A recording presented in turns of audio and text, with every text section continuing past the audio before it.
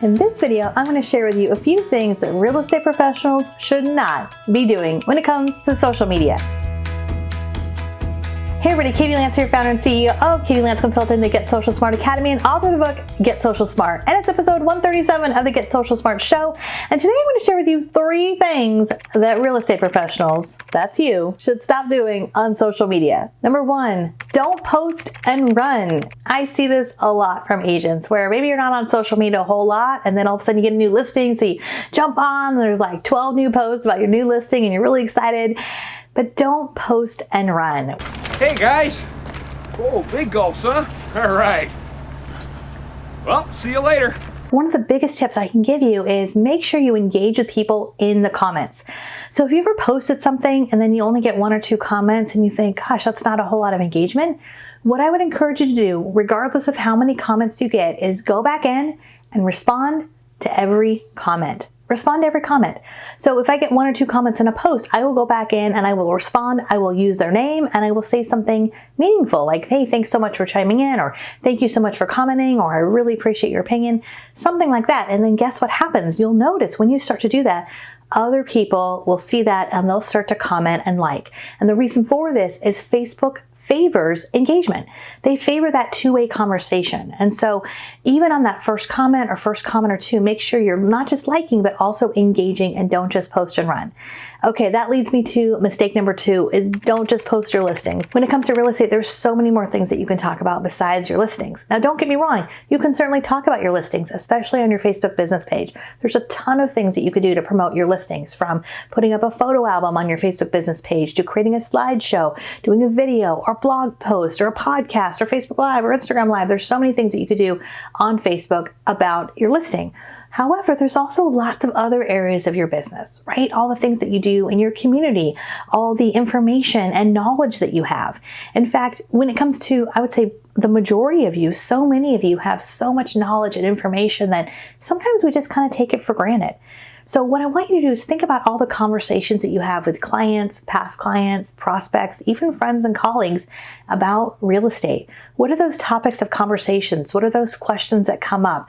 Check your voicemail, check your email, check your social media, and I'm sure you'll get lots of inspiration. But posts that are things other than your listings are really, really valuable, especially video content or Facebook Live content where you can share helpful tools and information about home ownership, real estate, the local market, even your local community. Mistake number 3, don't be afraid to friend and connect with your clients on social media. So often I will get off stage and I will usually have someone come over to me and they'll sort of whisper to me, they'll say like, Katie, do I really have to be friends with all my clients on Facebook? No, definitely not. Of course not. It really depends, right? Now there's some of your clients who, for whatever reason, you may not want to be friends with them, and that's fine. It was strictly a professional relationship, and that's great. But I would imagine for a good percentage of the people you work with, maybe even 50, 60, 70% of the people you work with, buying or selling their home was a huge moment in their life. It was right up there with getting married or having kids. And for a lot of those people, they become very connected to you because real estate is such a personal business. And on top of that, most of them, regardless of age, many of the times are on social media. So what we recommend is at the end of a transaction, if you've made that personal connection, reach out to them on social media. Thank them for their business. And you might say something like, I loved working with you and your family.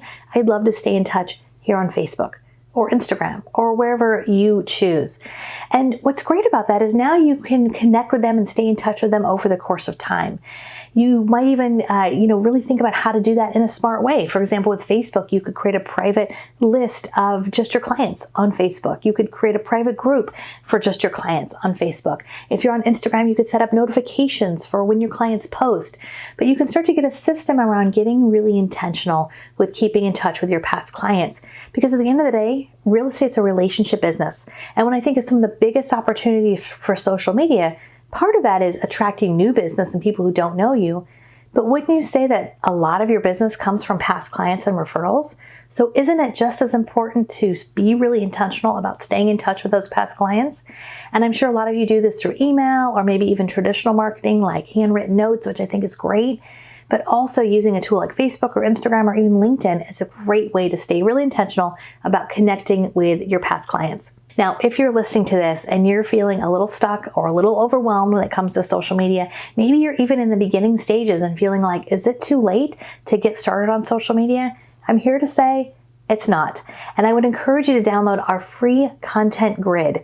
This is something that thousands of real estate professionals have used over the years. Go to katielance.com/content grid, put your name and email in, and you'll get sent a nice PDF that you can print out. It'll give you more than 30 ideas of what to talk about on social media. It'll give you some great tips, tools, and strategies for getting started when it comes to social media.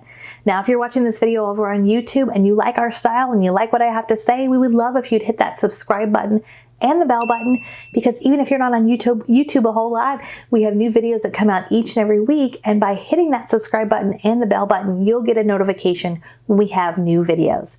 Now, for more tips, tools, and strategies when it comes to not just Facebook, but all things social media, please visit us at katielance.com. Thanks so much. Have a great day.